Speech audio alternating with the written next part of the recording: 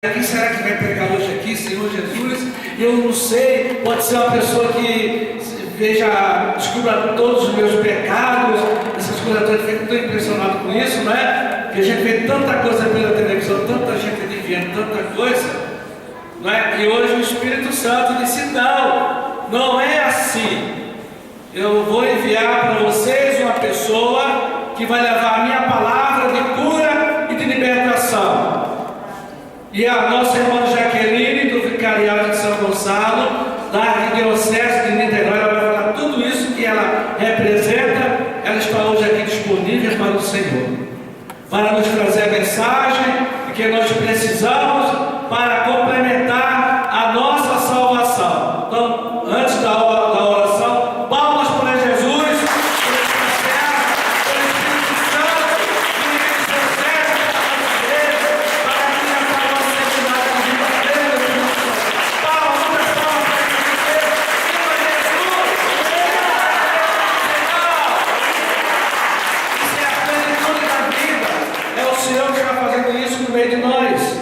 Vamos chamar os servos, convocar os servos agora para pôr as mãos sobre a nossa irmã Jaqueline, para que ela transmita a palavra de Deus para nós.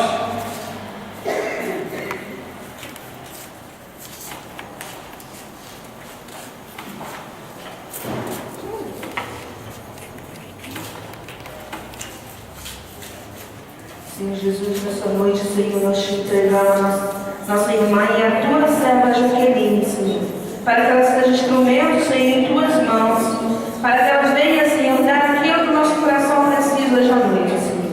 É o que nós te pedimos, Senhor, que o Senhor derrame o teu Espírito sobre a nossa irmã, Senhor, e enchendo, Senhor, totalmente ela do seu Santo Espírito, Senhor, tirando dela todo humano, Senhor Jesus. Te consagramos agora a mente de Jaqueline, os seus lábios, os seus ouvidos e todo o seu ser, Senhor, para que seja somente preenchido pelo teu amor, Senhor.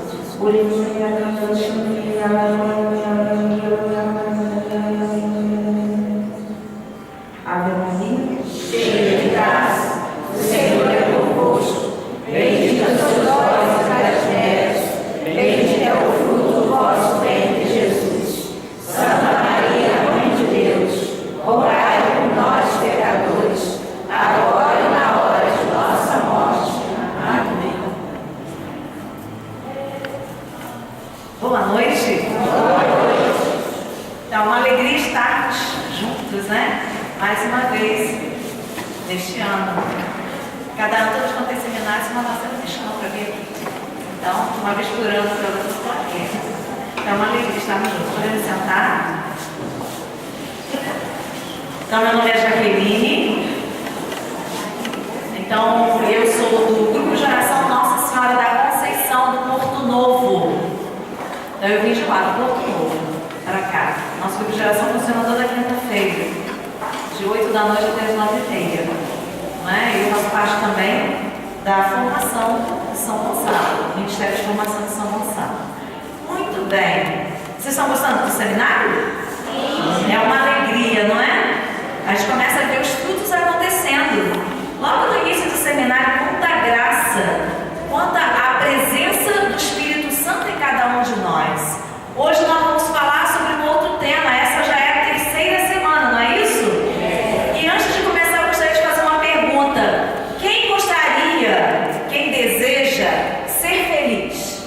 Levanta o dedo. Só louco que vai dizer que não, né? Aqui todo mundo é normal. Então todo mundo deseja. Então o desejo do coração do homem é ser feliz. E só pode ser feliz a pessoa que se sentir assim, saciado no amor, que sente seu coração preenchido de amor. E aí eu pergunto, qual é o único que é capaz de nos amar assim na plenitude de amor? Jesus, somente Deus nos ama com a plenitude do seu amor. Toda outra espécie de amor que eu experimento são reflexos desse grande amor de Deus por nós. Ninguém tem maior amor por nós do que Deus, do que nosso Senhor Jesus Cristo, não é? Ninguém. Muito bem. Na semana passada, nós meditamos, refletimos sobre o amor do Pai. E vocês viram que o Pai ama profundamente vocês. não é? O Pai te ama profundamente. E o amor desse Pai por você é um amor incondicional. Vocês ouviram isso na semana passada? Isto é, o Pai, Ele não coloca condições para que possa te amar. Você tem que ser muito santinho para eu te amar. Ele chama da forma como você é, da forma como você está nesse momento, com todas as suas fraquezas, com todas as suas virtudes, suas qualidades. Porque Deus é Deus. É a própria de Deus se doar. Então Deus te ama na plenitude do amor. Mas porque muitas das vezes a gente sabe, já ouve falar sobre isso, o amor de Deus é incondicional, é infinito, é eterno, mas muitas das vezes a gente não experimenta, não sente esse amor na plenitude. E por que será que a gente não experimenta na plenitude? É por causa de uma coisa, de um obstáculo chamado pecado. E sobre isso eu vim falar. Sobre esse obstáculo, mas não é para ninguém ficar triste não, porque a gente vai apresentar a solução para esse obstáculo, não é? Deus já nos enviou a solução, mas vamos primeiro meditar nessa questão. Então eu digo que o pecado é um obstáculo a essa experiência do amor de Deus. O que significa obstáculo? O que significa obstáculo? Significa o quê? O que é o obstáculo?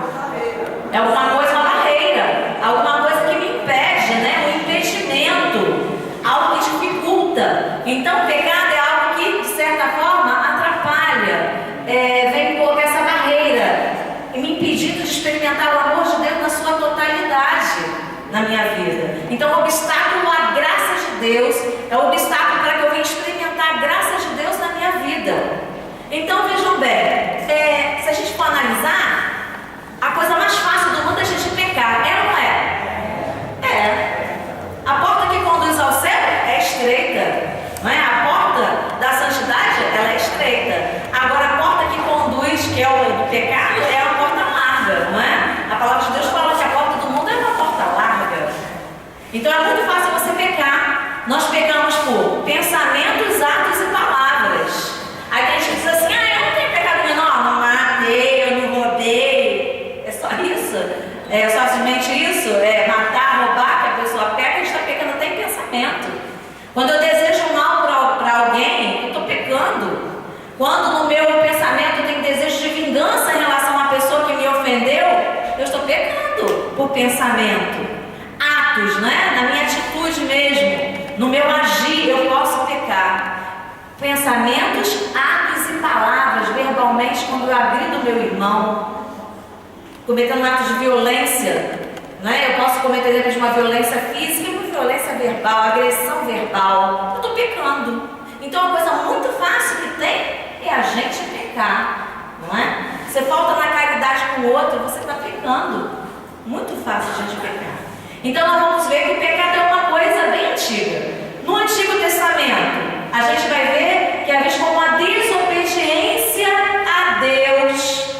Quando a gente pega a Bíblia para ler, se você pegar lá no Antigo Testamento, a gente vê que o povo de Deus, ele era acostumado assim, a se desviar com muita facilidade do caminho de Deus. E começava a adorar falsos deuses, cometia um pecado que a gente chama de pecado de idolatria. Começava a atribuir para si outro Deus, que não o nosso Deus que é verdadeiro. Então, esse pecado da desobediência estava lá presente, né? A desobediência desde o Antigo Testamento. A gente vai ver o pecado no Novo Testamento, que aparece como não crer em Jesus. No Novo Testamento a gente vê a figura de Jesus. E a gente vê que Jesus, né, tudo que ele falava, ele pregava e ele agia. E a gente via nas atitudes de Jesus toda a demonstração de que ele era o enviado do Pai. É o Filho, né? O unigênito do Pai, enviado para a nossa salvação. Então, no Novo Testamento consistia em não crer em Jesus. Nós vamos pegar lá no Antigo Testamento e vamos ver de tudo começou. Pega Gênesis no capítulo 3.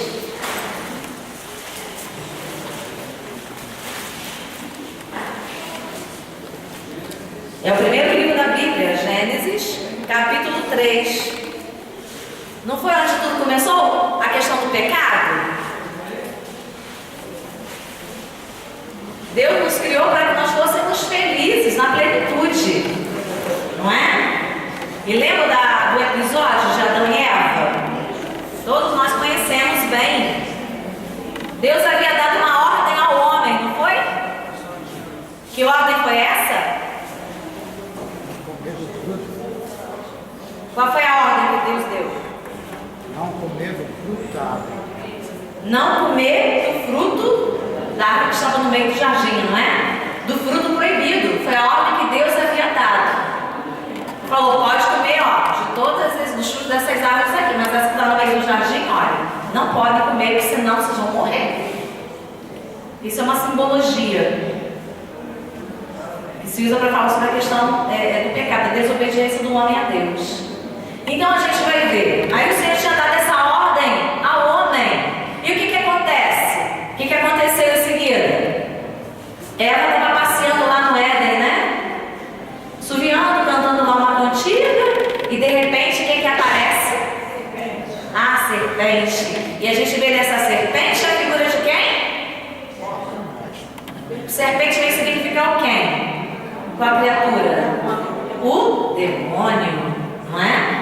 O mal que aparece, que ele vem senão para matar, roubar e destruir. A palavra de Deus fala sobre isso. Ele é homicida desde o princípio, assassino desde o princípio, pai da mentira, e ele aparece lá para Eva. Aí diz lá no versículo 6, acharam? Gênesis 3, no versículo 6. Aí a serpente, aí eu vou pegar um pouquinho até antes. Aí diz assim, lá no versículo 1, a serpente era mais astuta de todos os animais dos campos que o Senhor Deus tinha formado. Ela disse à mulher, é verdade que Deus nos proibiu comer do fruto de toda a árvore do jardim? Olha que começa a jogar de bolsa, né? A mulher respondeu-lhe, podemos comer do fruto das árvores do jardim, mas do fruto da árvore que está no meio do jardim, Deus disse, vós não comereis dele, nem o tocareis, para que não morrais. Olha o que ela vai dizer. Não, tornou a serpente mentirosa, vós não morrereis, mas Deus bem sabe que no dia em que dele comerdes, vossos olhos se abrirão e sereis como deuses, conhecedores do bem e do mal. Então a serpente começa aí a tentar Eva. Não vai morrer não, mas sereis conhecedores do bem e do mal. Então ela começa a ser tocada no seu orgulho, o desejo de ser como Deus, o desejo de ser independente, autossuficiente. Aí diz lá no versículo 6, a mulher vendo que o fruto da árvore era bom para comer, aí esse fruto da árvore vem significar para nós o pecado, essa situação de pecado, e a gente sabe que o pecado se apresenta a nós como algo muito gostoso, é o fruto proibido, não é? Se não fosse apetitoso aos nossos olhos, a gente não comeria. Fazer fofoca da vida do outro, falar mal do outro, a língua começa a coçar. E é muito fácil a gente cair em situações assim de pecado, não é? Parece ser muito legal fazer isso. Aí depois a gente vê a consequência. Aí vem, a mulher vendo que o fruto da árvore era bom para comer, de agradável aspecto, e muito apropriado para abrir a inteligência, tomou dele, comeu, e o apresentou também ao seu marido, que comeu igualmente. Então, os seus olhos abriram-se, e vendo que estavam nus, tomaram folhas de figueira, ligaram-nas e fizeram cinturas para si. E eis que ouviram o barulho dos passos do Senhor Deus que passeava no jardim, à hora da brisa da tarde. O homem e sua mulher esconderam-se da face do Senhor Deus no meio das árvores do jardim. Olha lá, a situação de pecado nos leva aqui a ter vergonha, a querer nos esconder de Deus. Quantas das vezes eu começo a me colocar, a pensar em mim, quantas das vezes em situação de pecado, aquilo que eu fiz que eu não deveria ter feito, atitudes que eu tomei, e quando eu me colocava em oração, eu ficava com uma certa me sentindo meio envergonhada diante de Deus. Eu falei, poxa vida, frustrada comigo, meio decepcionada comigo, puxa vida, eu devo fazer um negócio desse. Mas a gente tem que se perdoar, não é? Quando a gente reconhece o nosso pecado e se apresenta a Deus, Deus perdoa, Ele tem misericórdia de nós, Ele sabe a nossa fragilidade. Então foi o caso aqui, ó, eles ficaram envergonhados, perceberam que estavam nus e começaram a se esconder da presença de Deus. E muitas vezes você, quando cai no pecado, você faz isso também, se esconde da presença de Deus. E a gente fica fugindo da confissão, não é? Foge do sacerdote, não, hoje não vim confessar hoje não. Os espero que semana que vem,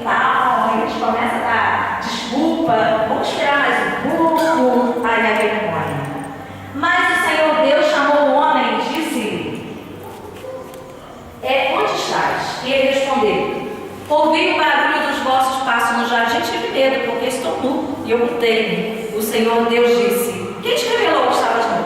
Terias tu, porventura, comido do fruto da árvore que eu te havia proibido de comer? Olha a pergunta que Deus havia falado: você fez isso? Me desobedeceu? E olha a resposta.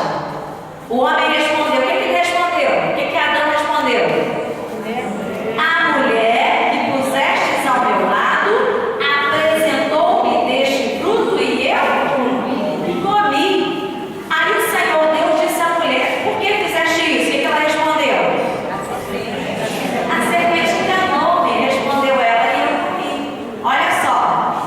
Aí veio uma situação, nossa, consequência também do pecado. Quando a gente cai em pecado, o nosso orgulho é tão grande que a gente não admite o próprio pecado. A gente começa a apontar culpados. Olha que Adão falou: não foi não, Senhor. Foi a mulher que o Senhor me deu. Então parece que o culpado aí foi Deus, né? Quem mandou? Deus vai dizer: quem mandou? E da época do companheiro, ela que fez comer do fruto, ninguém assume a culpa. Aí pergunta pra ela: e aí? Você comeu? Foi a serpente. O culpado é sempre o outro, não é? E a gente também é assim. Mas olha só, você ofendeu o seu irmão, falou a verdade: ah, mas ele fez primeiro comigo. O culpado foi ele. Se ele não tivesse feito isso, ele não teria agido daquela maneira. A gente tem essa maneira. Olha o nosso orgulho como é grande. A gente não admite a própria culpa. E diante do pecado, a gente precisa reconhecer com toda a humildade. Diante de Deus, nos humilhar: sim, Senhor, eu pequei, mas o Senhor tem misericórdia de mim, tem misericórdia de mim. Não é? Então o orgulho não pode estar à nossa frente de maneira alguma. Então vamos ver as consequências do pecado. Primeira consequência do pecado nos leva à separação de Deus. O que aconteceu? Adão e Eva comeram do fruto proibido. Qual foi a consequência? O que aconteceu depois? Perderam o quê? Perdeu o paraíso. O paraíso, o Éden, o estado de graça sobrenatural. Separação de Deus, consequência do pecado. Quando a gente se dá ao pecado, o nosso coração esfria, a gente cai no esfriamento, atrapalhando a nossa fé. Caímos numa fraqueza, ficamos enfraquecidos, frios. O nosso coração se fecha ao irmão. O nosso coração acaba se fechando para Deus. E por isso eu digo que muitas das vezes a gente quer experimentar o amor de Deus e a gente tem muita dificuldade de resistência por conta disso. O coração está fechado. O coração está bloqueado. Eu me fecho para o outro, eu me fecho para Deus. Então é algo que a gente tem que vencer. Então separação de Deus é a consequência do pecado. Privação da glória de Deus. Pega a palavra, Romanos 3, no versículo 23.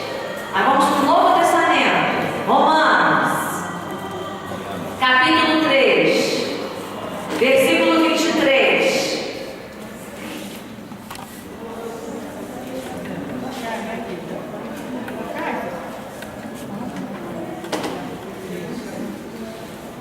Quem achou ler? Romanos 3, versículo 23.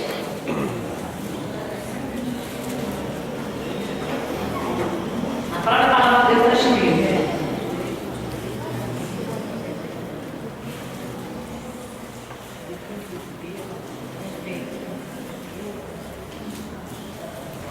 Sabe? O que diz?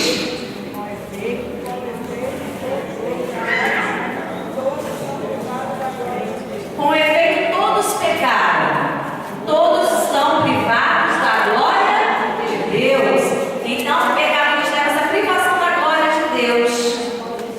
Os puros verão a Deus. O Sermão da Montanha nos fala sobre isso. Então, aqueles que estão no pecado, que vivem no pecado, não contemplam a glória de Deus, são privados dessa glória. Gera também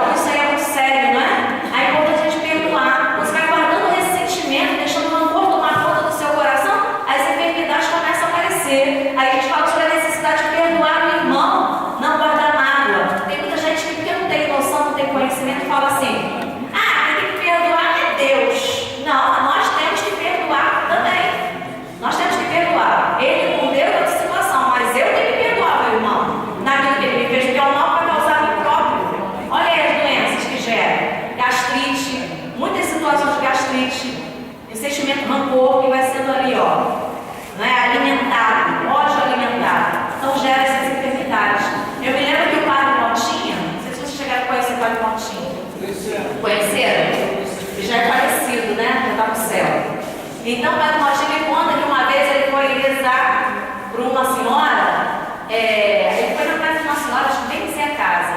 E a dona da casa, ela ficava na cadeira de roda e estava toda atrofiada, tudo atrofiada.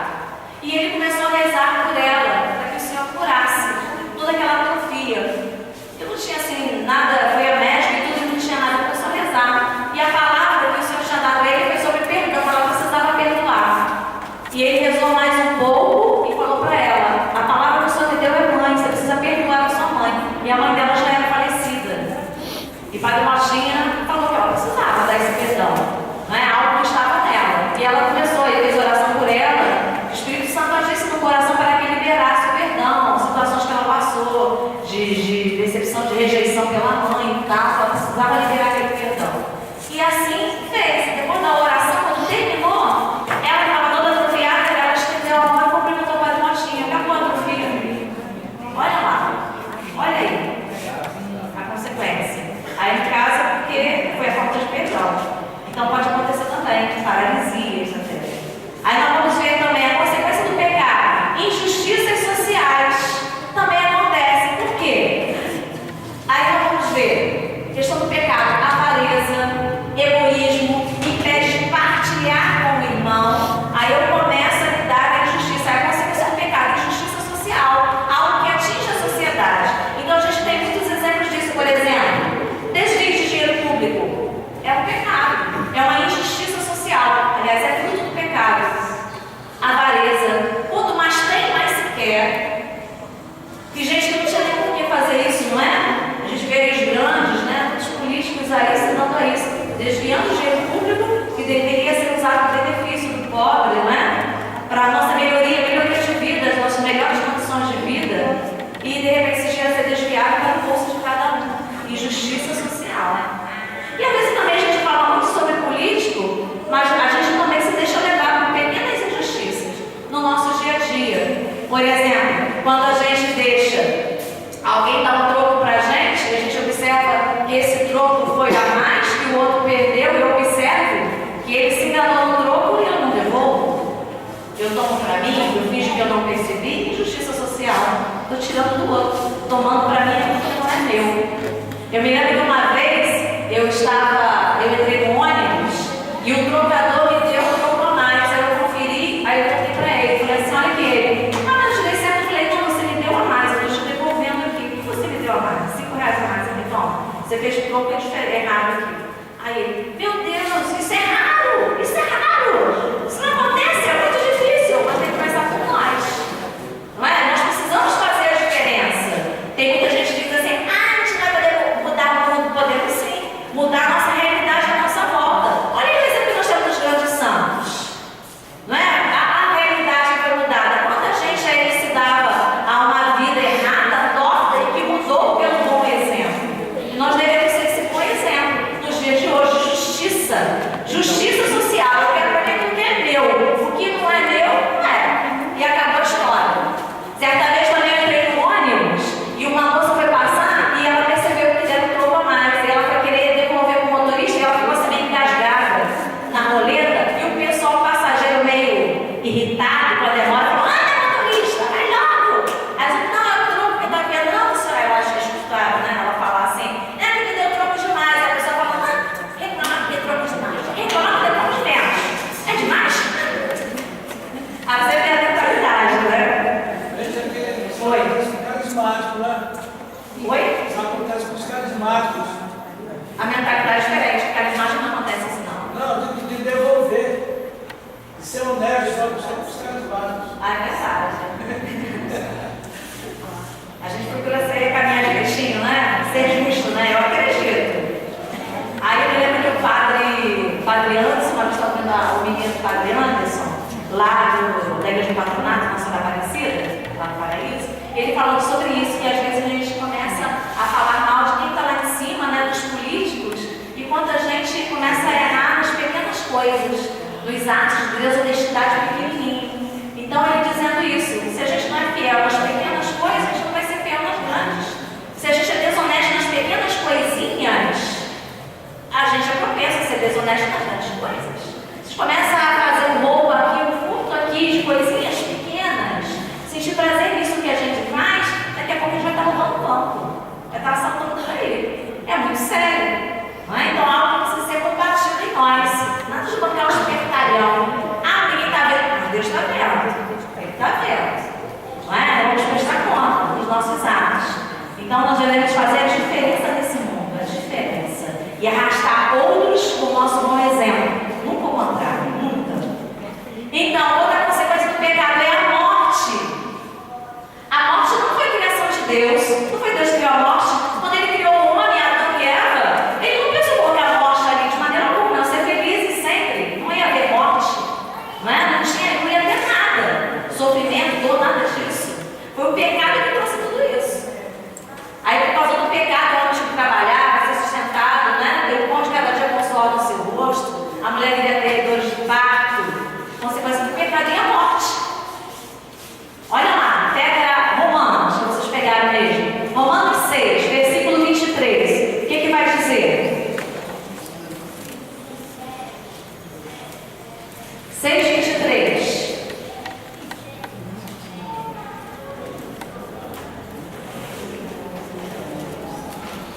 6, versículo 23. O que diz? Porque o salário do pecado, o pagamento do pecado é a morte. É a morte. Então a morte veio como consequência do pecado. Então aqueles que se dão no pecado, além da morte, a gente passa pela morte física, né? Mas Deus nos trouxe a solução. Jesus Cristo vai transformar essa morte física, nos garantindo a vida eterna. E o que ajuda é a morte definitiva. É a morte na outra vida, né? Não ter a outra vida. Então a gente vai ver que a morte é a consequência do pecado. Aqueles que se dão ao pecado, não procuram ver uma vida de reconciliação com Deus, estão se privando, dizendo não para a outra vida, não para a vida eterna. Então nós vamos ver adiante as causas do pecado. A causa primária do pecado é o demônio. É aquele que nos incita ao pecado, é aquele que nos tenta. E existe a causa do pecado que é secundária, que é a natureza humana. Nós somos fracos, a palavra de Deus fala assim: o espírito está pronto, mas a carne é fraca. E nós somos tentados de acordo com a nossa fraqueza. Cada um de nós temos um tendão de Aquiles, o nosso ponto mais fraco. Então, se você é uma pessoa assim, que você tem um temperamento muito forte, qualquer coisa você explode. Então, se você vir diante de uma situação, não é? Que vai mexer com você, que vai te irritar, que você vai se sentir ofendida, você vai ter a propensão de estourar com aquela outra pessoa.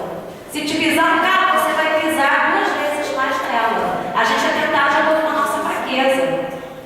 Não é? O demônio nos tenta, mas não é porque ele tenta que eu vou cair. Até o Pai Nosso a gente reza assim, né? Não nos deixeis cair em tentação. Então é possível não cair na tentação. Ele nos tenta como atendeu Eva.